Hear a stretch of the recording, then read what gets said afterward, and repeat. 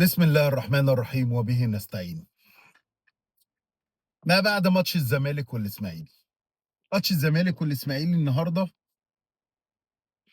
بيثبت إن الزمالك فيه لعيبة رجالة، بيثبت إن الزمالك عايز يعمل حاجة السنة دي. كل ماتش والتاني بيعدي بيحط ضغط أكتر على مجلس الإدارة. اللعيبة رجالة، لعيبة بتلعب برجولة، مدرب بدأ يحط إيده والتشكيل الأنسب في كل المطوشة. التغييرات بتاعته بدأت تبقى منطقية إلى حدٍ ما. لعيبة بتثبت نفسها في الملعب، وعندنا الزمالك هو الفريق الوحيد اللي عنده 2 مدربين، مدرب برّه ومدرب جوّه الملعب، عبد الله السعيد. بسم الله ما شاء الله عليه، بسم الله ما شاء الله عليه. لاعب عنده 40 سنة، أفضل لاعب في الدوري المصري. عبد الله السعيد اللي النهارده في لعيبة كانت بتلعب قصاده وبيجروا جنب منه ومش قادرين يحصّلوه قد عياله، قد ابنه الكبير، مواليد 2008. بسم الله ما شاء الله عليه. لاعب كرة قدم كما يعني زي ما الكتاب ما بيقول، عبد الله السعيد. بس شيء من الخوف بقى، شيء من الخوف مقلّقني من الماتش ده. أولًا اللي حصل في الشوط التاني مش عارف بقى ده كسل والّا هل اللعيبة بتلعب على قد إمكانيات الفرقة اللي قدّام منّهم؟ هل هم بيوفّروا مجهود للماتش الجاي والّا هل دي ثقة زايدة زي اللي حصل مع محمد إسماعيل لمّا كسّل يجري اللعيب بتاع الإسماعيلي أخدها وراح شاط؟ هل ده كسل؟ هل دي ثقة زايدة؟ ده إيه بالضبط؟ أنا مش عارف. ده اللي بيخوّفني من الزمالك، ومن لعيبة الزمالك، ومن بيدجات الزمالك، ومن جماهير الزمالك. بيدجات الزمالك اللي بتفضل تقطّع وتقصقص وتعمل وتروح، وفي الآخر على لعيب معيّن ويصيّطوه. وجمهور الزمالك اللي يفضل ينفخ في اللعيبة، فاللعيبة تفكّر اللي هي خلاص بقى ده أنا النجم بتاع الفريق. أتمنى حاجة زي كده ما نفضلش نضغط، ما نفضلش نفس الغلطة بنعملها. فريق النجم الأوحد، لأ ده السنة دي الزمالك أحسن حاجة فيه اللي النجم هو الفريق كلّه، كلّه بيكمّل بعض. بلاش يا جماعة النفخ الزيادة ده. ماتش النهارده بصراحة مش قادر أقول إيه اللعيبة، حتى يعني لو اللعيبة ديّة عملت أداء أقل من كدهوّة، فأنا مش هاقدر أكلّمها، لإن اللعيبة دي ما بتاخدش فلوس. في لعيبة النهارده كانت ممتازة طبعًا زي دونجا وعبد الله السعيد في إطار الماتش، أنا باتكلّم في إطار ال90 دقيقة. دونجا النهارده كان كويس، عبد الله السعيد كويس، عُدي الدباغ كويس، محمد إسماعيل، صبحي طبعًا. الناس دي كلّها كويسين. أتمنى سيبك بقى دلوقتي من الماتش خالص، إحنا كسبنا الماتش وتمام ومِيَّة، مِيَّة. أتمنى، ودي رسالة للكابتن حسين لبيب، دي فرصة جات لك على طبق من دهب، طبق من ألماظ. قسمًا بالله أنت لو كنت جبت أكتر واحد بيحب الأهلي وأكتر واحد بيحب الزمالك وقعدت الاتنين جنب بعض كده أهو قبل بداية الموسم، واديت لكل واحد ورقة وقلم وقُلت لهم اكتبوا لي نتايج أول 7 أسابيع بحيث إن الزمالك يكون الأول، والله العظيم ما في حد في مصر كلها كان يتوقع السيناريو اللي بيحصل ده.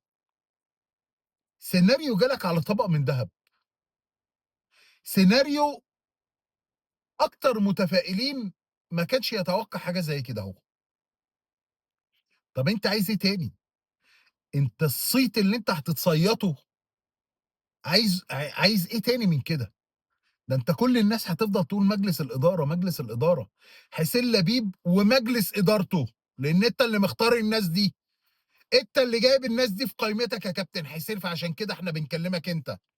أنت اللي اخترت هاني شكري وهاني بيرز اللي ما بيروحوش وما بيعبّروش النادي، فإحنا بنكلمك أنت.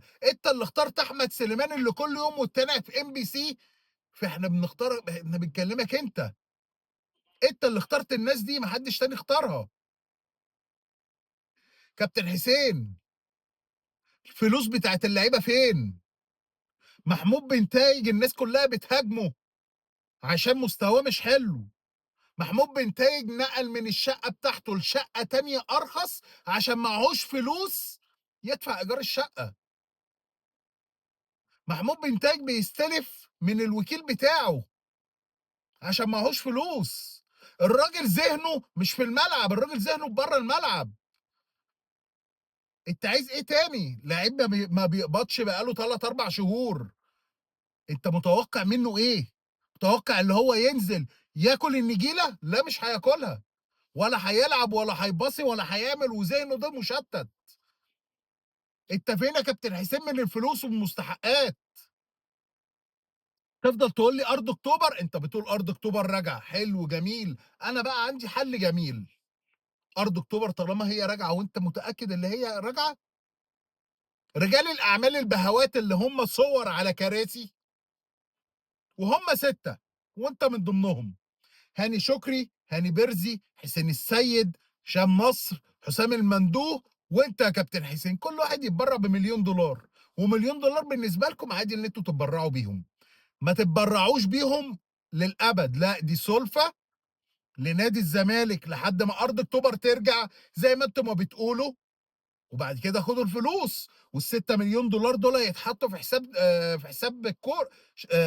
حساب فريق الكورة. طالما أنت بتقول الأرض أكتوبر هترجع وأنت حارم اللعيبة من الفلوس، خلاص سلّفوا النادي، بدل ما أنتم ما بتروحوا تستلفوا من ممدوح عباس، كل واحد فيكم يدفع $1.000.000 أدي 6 6.000.000. يا عم جمّع $4.000.000 شوف كل واحد هيدفع كام، وحُطّهم في حساب فريق الكورة. طالما أنت كل شوية عمّال تقول لنا أرض أكتوبر، أرض أكتوبر، أرض أكتوبر، أرض أكتوبر، ما أنت السبب في ضياع أرض أكتوبر. أنت السبب في ضياع أرض أكتوبر بالبيانات اللي أنت عمّال تنزّلها. بيان نزّلته من شهر، إحنا وزير الإسكان رُحنا معاه وقال لنا تمام وقال لنا الوضع هيتحل وهيدّينا أرض في التجمُّع، بقى لك شهر نزّلت البيان ده، هل نزّلت بيان تاني؟ إيه الضعف والهوان اللي أنت فيه ده؟ إيه الضعف اللي أنت فيه ده يا كابتن حسين؟ ده أنت ضعيف أوي، ده أنت عضمك طري أوي، أوي، أوي، أوي. أنت عضمك طري أوي، أنت ما تنفعش تبقى رئيس نادي الزمالك، أنت راجل مؤدّب زيادة عن اللزوم، أنت راجل مش عارف المنظومة ماشية إزاي. ده لو النادي الأهلي ده كان كل يوم بالصبح وضهر وبالليل ينزّل بيان.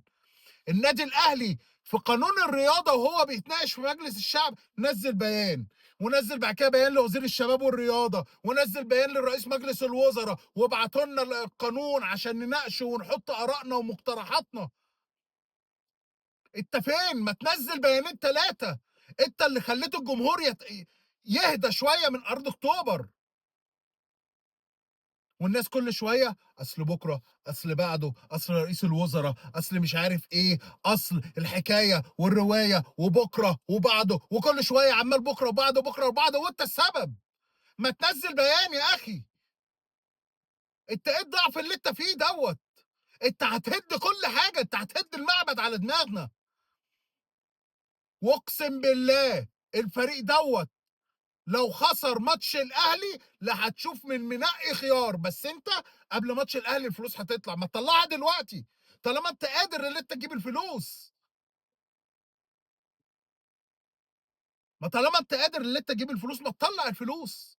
يا أخي الفريق بيكسب، الفريق خلّي عندكم دم يا مجلس إدارة ما عندوش دم، يا مجلس إدارة ما عندوش دم خلّي عندكم دم. روحوا سلّفوا نادي الزمالك النادي اللي عملكم كلّكم، يا مجلس إدارة ما عندوش دم. هشام نصر راح يصرف 50 مليون جنيه على فريق السلة، ليه؟ سلة مين وبتاعة مين؟ وصالات إيه اللي إحنا فيها دلوقتي؟ أنتم مجلس إدارة ما عندوش دم. هاني شكري وهاني بيرز اللي ما بيروحوش النادي، أحمد سليمان اللي كل يوم والتاني في MBC وأهم حاجة عنده الفلوس بتاعة MBC، حسين السيد اللي بيروح يجيب ناشئين فشلة زيه. مفيش حد بيشتغل في النادي غير حسين لبيب وهشام نصر وحسام المندوب. عمرو ادهم عمل الشغل بتاعه بتاع القواضي الخارجيه وخلاص. كل سنه وانت طيب. هو دوت النادي. 12 عضو ما فيهوش غير 3 4 هم اللي بيشتغلوا. 12 عضو ما فيش حد فيهم عنده دم بيشتغل. طبعا بره الحساب نيره الاحمر اللي هي ماسكه فريق السيدات بتحاول تعمل اللي عليها.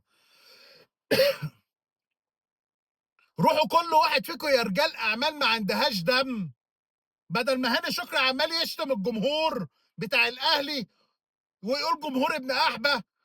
روح يا اخي بره سلف النادي مليون دولار ولا 2 مليون دولار. روح يا اخي خلي عندك دم واعمل للعيبه دي كام اعلان. مش انت راجل ملك الاعلانات في مصر؟ خلي عندكم دم يا مجلس اداره ما عندوش دم. يا مجلس اداره عاله. يا كابتن حسين اتصرف في الفلوس بتاعت اللعيبه، حرام عليك. اللعيبه معهاش فلوس. اللعيبه معهاش فلوس يا كابتن حسين، حرام عليك. دي اخر فرصه ليك.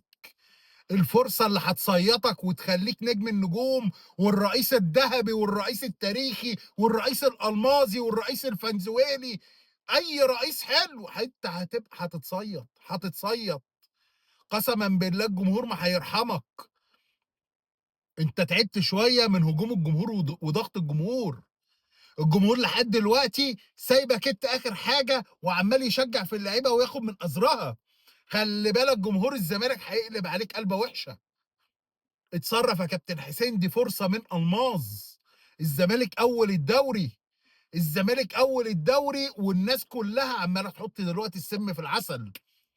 السم في العسل من مقدمين البرامج الرياضيه والمقدمين الاهلاويه. الزمالك اخذ الدوري، الزمالك هياخد الدوري، الزمالك اول الدوري، هذا الزمالك قادر على المنافسه، الاهلي بعد عن المنافسه، الاهلي مش عارف ايه عن المنافسه. هي دي سياستهم اللي هم يخلوك تخمل. فانت خلاص افتكرت ان الدوري بتاعنا.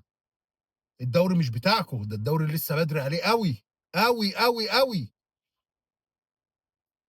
كابتن حسين اتصرف قبل ماتش الجونه الجاي وادي اللعيبه دي فلوسها. اتصرف استلف من اعضاء مجلس الاداره واستلف من لجان اعمال اعمل اي حاجه. نزل بيان يا اخي لرئيس مجلس الوزراء نشده. طالما انت بتقول ارض اكتوبر ديت هي الحياه، نزل 3 4 بيانات في ال3 4 ايام الجايين. ده انتوا مجلس اداره ضعيف. انتوا قسما بالله لا يجرؤ احد في مصر اللي هو يعمل كده مع النادي الاهلي. اقسم بالله ما يجرؤ حد. وزير الشباب والرياضه غسل ايده منكم. قال انا ماليش دعوه. ماليش دعوه، دي حاجه قانونيه. بس وزير الشباب والرياضه عشان هو خايف من الخطيب والجانو، لما انسحبوا قدام الزمالك راح بعت للسعوديه يجيب حكم في ساعتها. واتصل بيك انت يا كابتن حسين عشان تاجل الماتش ساعتين. انشف شويه يا كابتن حسين ونزل بيانين 3. رحت وزير الاسكان قال لك خفف الضغط الجمهوري ونزل بيان عشان الجمهور، قمت منزل البيان على طول. ايه الضعف ده؟ ايه الضعف ده؟ احنا كنا بنقلس على مرتضى منصور ومش طايقينه، بس كل واحد بيضغط بطريقته. مرتضى منصور كان بيعمل ضغط بقله ادب بس كان ضغط بيجيب نتيجه. الضغط بتاع مرتضى منصور كان بيجيب نتيجه. طريقته واسلوبه قليل الادب بس كان بيجيب نتيجه. يا اخي اعمل ضغط، نزل بيان يا اخي، نزل بيان واحد. يا اخي ناشد مجلس الوزراء اللي هو يشوف الارض الحاجه اللي عنده. انت ايه الضعف اللي انت فيه ده؟ ايه الادب ده انت مؤدب زياده عن اللزوم. انت مؤدب زياده عن اللزوم.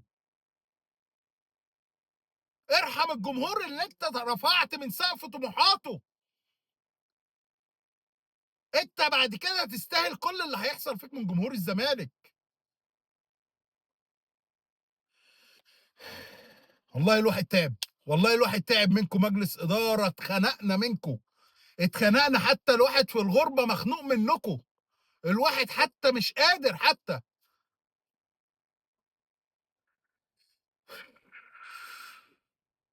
مبروك لجمهور نادي الزمالك ومبروك للعيبة الرجالة، اللعيبة اللي الواحد مش قادر أتكلم على اللعيبة، اللعيبة ما خدتش فلوس مش هاقدر أتكلم، كل اللعيبة نجوم، كل اللعيبة حلوة، كل اللعيبة فوق الرجولة، فوق الرجولة كمان. ألف مبروك لنادي الزمالك وجمهور نادي الزمالك، وإن شاء الله الماتش الجاي واللي بعده أهم حاجة. 3 مُطوشة جايين الزمالك كسبهم بنسبة كبيرة أوي، يعني هنحط ضغط جامد على كل المنافسين اللي تحت مننا. السلام عليكم.